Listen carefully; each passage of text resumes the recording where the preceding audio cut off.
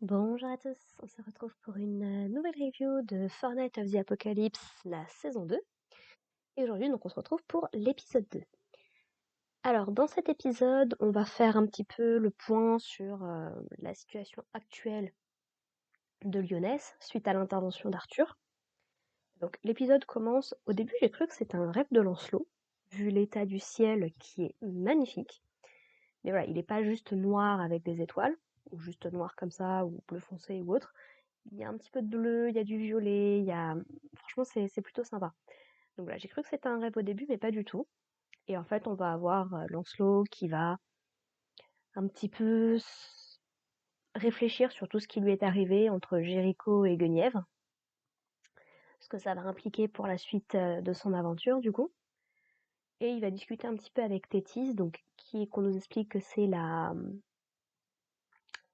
magicienne officielle d'Elisabeth. En gros, elle est très liée à Elisabeth.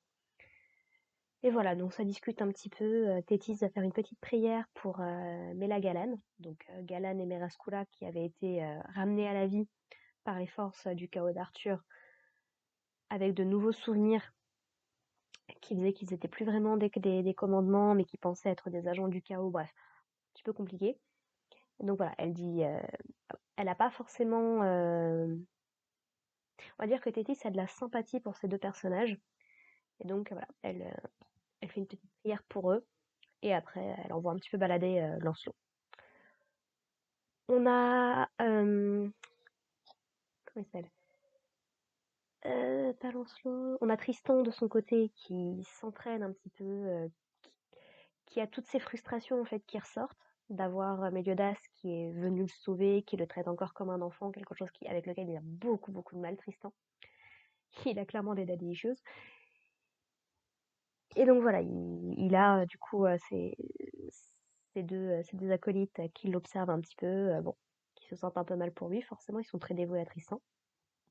Et on va se retrouver du coup le lendemain matin avec Méliodas qui a convoqué l'équipe de Perceval et en fait qui va leur demander est-ce qu'ils sont prêts à se séparer en fait. Et c'est là en fait qu'on va comprendre que pour Donnie, Natian et Anne en fait ils ont conscience que Perceval est appelé à une destinée beaucoup plus grande que juste faire partie de leur petite équipe et que avec leur niveau actuel ils vont pas être capables de l'accompagner et d'être vraiment comment dire d'être vraiment productifs, de pouvoir vraiment l'aider à accomplir sa destinée en fait, et donc bah, qui sont prêts à se retirer, à laisser Perceval poursuivre son aventure avec ses camarades chevaliers de l'Apocalypse. Et c'est une scène qui, mine de rien, est très très émotionnelle, puisque bah, tout le monde pleure, hein, soyons très honnêtes. C'est Perceval qui se sent particulièrement mal, puisqu'on le rappelle qu'il avait un petit peu pété les plombs dans un épisode précédent, quand il avait cru bah, que ses amis étaient morts ou qu'il était tout seul, en tout cas. Et on ne sait pas encore vraiment qu'est-ce que tout ça peut avoir comme conséquence sur Perceval. Mais globalement, lui, il n'a pas, en fait, comme il a vécu toute sa vie avec son grand-père, et que son grand-père est mort littéralement devant ses yeux, hein, je rappelle, premier épisode de la série, bah, il supporte pas, en fait, que des gens puissent l'abandonner ou de se retrouver tout seul, ou ce genre de choses. Il veut pas perdre les gens auxquels il tient. Et clairement, il tient beaucoup à ses amis. Et du coup, voilà, ils vont chacun de leur petit argument.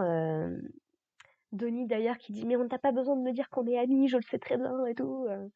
Parce qu'on rappelle que Donnie, c'est quand même le premier à l'avoir rejoint dans son aventure. Plus ou moins malgré lui, soyons honnêtes. Et ouais, Angarade qui dit «Bah ouais, écoute, je te promets de devenir un chevalier sacré et puis de te rejoindre quand ce sera temps et tout». Donc ils ont toutes leurs petites scènes super tristes et tout. Et puis t'as Méliodas qui dit «Non, non, mais en fait, vous avez pas compris, c'est pas ce que je voulais dire». En gros, ce que va faire Méliodas dans cet épisode, et je trouve que c'est vachement, vachement bien. Comme, parce que dans le manga, voilà, c'était tout un arc en soi. L'anime a coupé en deux au moment où Arthur arrive. Mais du coup, ça fait un petit peu la conclusion de ce premier arc de l'histoire pour arriver jusqu'à Lyonesse. Méliodas va baptiser nos quatre amis chevaliers sacrés. Bon, ils sont clairement un petit peu jeunes et tout ce que vous voulez, mais voilà, ils sont baptisés chevaliers sacrés, chacun à leur tour.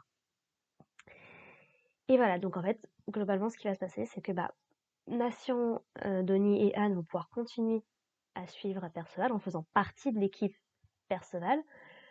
Et de ce qu'on peut voir avec Tristan, c'est que voilà, Tristan lui aussi il a sa petite équipe, donc même en tant que chevalier de la prophétie, que chevalier de l'Apocalypse, ils peuvent avoir quand même leur petite team, leur petit truc et tout. C'est une dimension que j'aime beaucoup dans cette série pour le coup.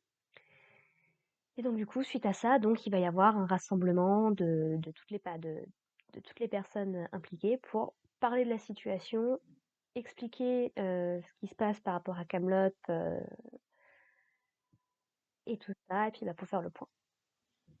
Donc grosso modo, ce qu'on nous explique, c'est que les 4 cavaliers de l'Apocalypse, en fait, sont destinés à détruire le monde, mais le monde d'Arthur, puisqu'en fait, suite aux événements de la guerre sainte d'il y a 16 ans, Camelot a été rasé, soyons très honnêtes, à cause de la guerre contre les commandements.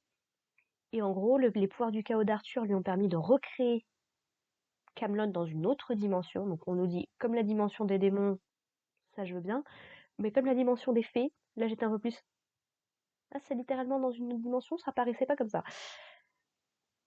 Et en gros, voilà, le problème, c'est que quand il crée quelque chose dans Camelot, ça prend quelque chose dans le royaume de Lyonnaise, dans le monde que nous, on connaît.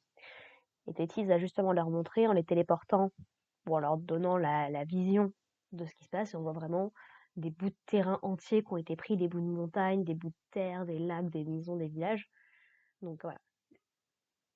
La démarche d'Arthur, honnêtement, n'est pas forcément mauvaise.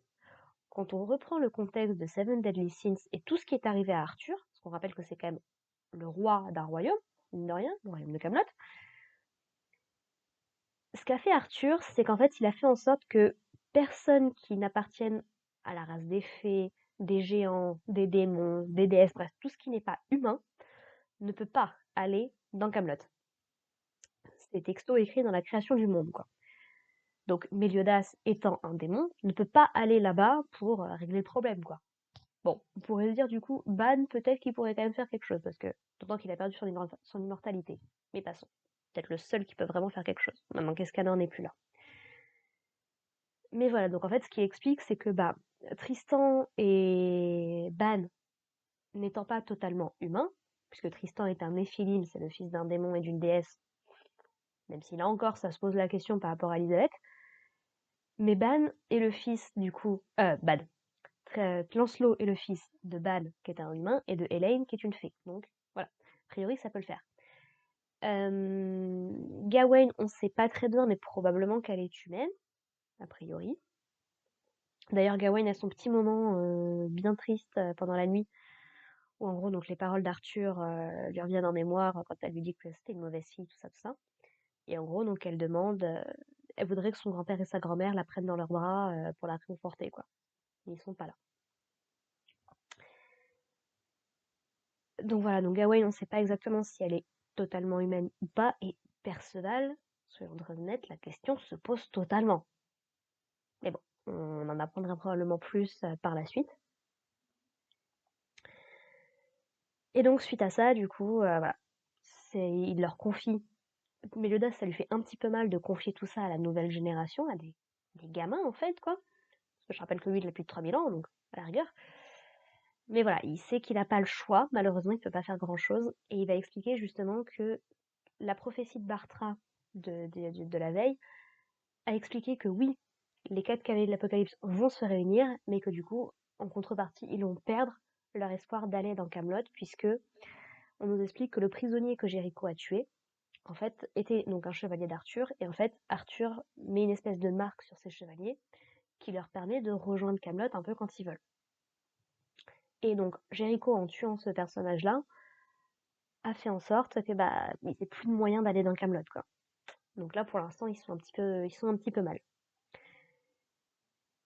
On en apprend un petit peu plus également sur Varghis, donc le grand-père de Perceval. Méliodas nous explique en fait que suite à ce qui s'est passé à la fin de Seven Deadly Sins, quand Arthur a reçu les pouvoirs du chaos, il s'est mis un peu à changer.